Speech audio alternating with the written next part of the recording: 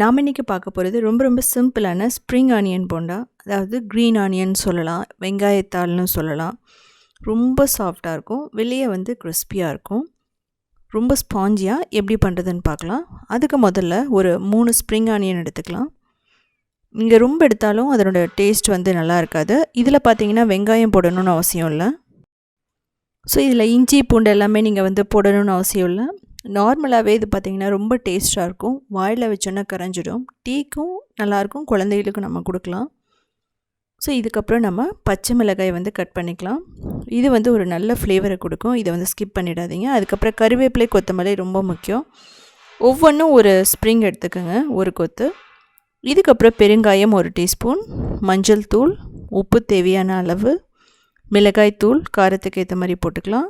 அதுக்கப்புறம் கடலை மாவு. இப்போ நான் கியூமின் சீட்ஸ் போடுறேன், நீங்கள் வந்து ஃபெனல் போட்டுக்கலாம். இப்போ நான் பேக்கிங் சோடா ஒரு 1/4 டீஸ்பூன் போடுறேன். இது எதுக்காகனா நல்லா ஸ்பாஞ்சியாக இருக்கிறதுக்காக. இப்போ நம்ம தண்ணி ஊற்றுறோம். தண்ணி ஊற்றிட்டு நம்ம என்ன பண்ணலாம் அப்படின்னா, ஒரு நல்ல ஸ்டிக்கியான டோ மாதிரி கொண்டு வரணும். ஒரு 50 செகண்ட்குள்ளே நம்ம பிசைஞ்சிடலாம். இது பார்த்திங்கன்னா ரொம்ப ஹார்டாக இருந்ததுன்னா வெடிக்க பார்க்கும். ஸோ இது வந்து நல்லா ஸ்மூத்தாக கையில் ஒட்டுற மாதிரி இருக்கணும்.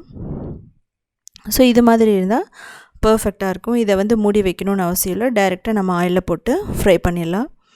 நீங்கள் நல்லா உருண்டை பிடிச்சி போடணும்னு அவசியம் இல்லை. ரஃபாக கையில் எடுத்து அப்படியே குட்டி குட்டி உருண்டைகளாக போட்டுடலாம்.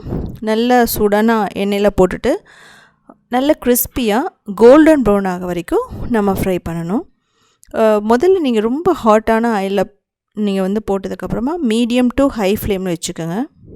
ஸோ ரொம்ப லோ ஃப்ளேம்லேயே நீங்கள் வைக்க வேணாம். மீடியம் வந்து ரொம்ப பர்ஃபெக்டாக இருக்கும். இது பார்த்திங்கன்னா ஆயிலெல்லாம் அப்சர்வ் பண்ணாது. நம்ம என்ன பண்ணலாம் அப்படின்னா, கிறிஸ்பியாக கோல்டன் ப்ரௌனாக வந்ததுக்கப்புறம் நம்ம வந்து எடுத்துடலாம். இதுக்கு வந்து பார்த்திங்க அப்படின்னா க்ரீன் சட்னி நல்லாயிருக்கும். அதுக்கப்புறம் வந்து தேங்காய் சட்னி நல்லாயிருக்கும். சாஸ் ரொம்ப சூப்பராக இருக்கும். டீக்கோ காஃபிக்கோ எதுக்கானாலும் இது பர்ஃபெக்டாக 5 நிமிஷத்தில் பண்ணக்கூடிய ஒரு சிம்பிளான போண்டான்னு சொல்லலாம். நான் வந்து குட்டி குட்டியாக போட்டிருக்கேன். நீங்கள் வந்து பெருசாக கூட அதனோட ஷேப் வந்து போட்டுக்கலாம். ஸோ இது மாதிரி நல்லா ஃப்ரை ஆகணும். நீங்கள் இமீடியட்டாக எடுத்துட்டிங்கனாலும் உள்ளே வேகாது. ஸோ அதனால் பாருங்கள், இப்படி நல்லா ஃப்ரை ஆகிடுச்சு. எடுக்கும்போதே அந்த ஆயிலெல்லாம் எதுவுமே இல்லை.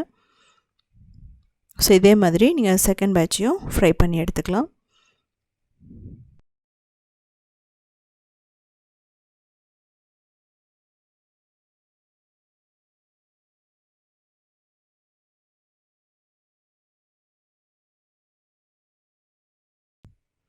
ஸோ இதுக்கு தேவையான பொருட்கள் அப்படின்னு சொல்கிறது நான் பின்னாடி கொடுத்துருக்கேன். டீட்டெயிலாக நீங்கள் வந்து பார்த்து தெரிஞ்சுக்கலாம். நம்ம இது கடையில் சாப்பிட்றத விட ரொம்ப சூப்பராக இருக்கும் இந்த போண்டா.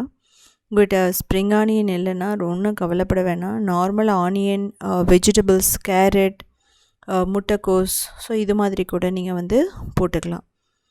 நீங்கள் வந்து காலிஃப்ளவர் எல்லாமே வந்து நம்ம இதில் வந்து போட்டுக்கலாம், நல்லா பாயில் பண்ணி. உருளைக்கிழங்கு ரொம்ப நல்லாயிருக்கும். அரிசி மாவு தேவைப்படுதுன்னா நீங்கள் போட்டுக்கலாம், இல்லை ராகி மாவு கூட கொஞ்சம் எக்ஸ்ட்ரா ஆட் பண்ணிக்கலாம். ஸோ இதை வந்து செஞ்சு பார்த்துட்டு எப்படி இருந்துச்சுன்னு சொல்லிவிட்டு கமெண்ட் பண்ணுங்கள்.